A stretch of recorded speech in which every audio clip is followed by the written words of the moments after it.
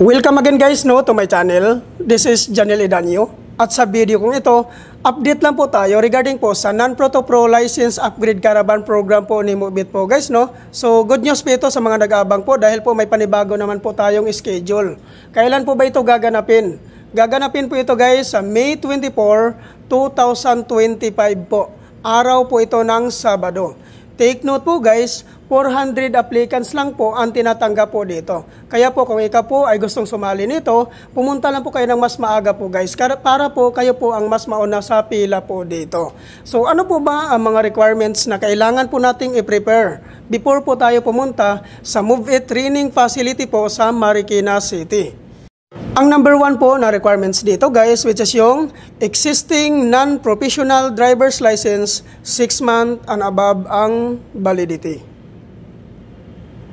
Number 2, motorcycle ORCR. Number 3, 2020 and above motorcycle year model. Number 4, NBI clearance. Number 5, 1,000 license down payment. Number 6, no LTO violations.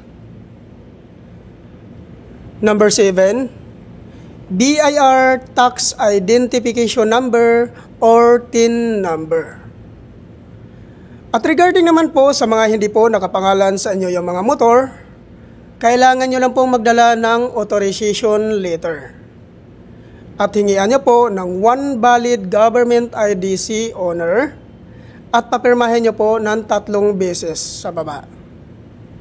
At tungkol naman po doon sa mga sikanan po na pagkabili ng kanilang mga motor, ay kailangan nyo lang po magdala ng deed of sale. So yan po lahat ang mga requirements po na kailangan po natin i-prepare before po tayo pumunta sa Moveit Training Facility po sa Marikina. So saan po ba ito matatagpuan? I-pin location nyo lang po sa inyong mga Google Map ang Grab Warehouse Marikina. At doon na po inyong matatagpuan ang Moveit Training Facility po. At ang kagandahan po dito guys, pag once ma-activate po kayo dito kay Moveit, maabil nyo po ang zero commission. Ano po ba ito ang tinatawag na zero commission po ni Moveit? Ang ibig sabihin po nito guys, pag once ma-activate na po kayo dito kay Moveit, pag once mag-start na po kayong bumiyahe, hindi ka po kakaltasan ni Moveit sa kanilang commission sa loob po ng 2 linggo.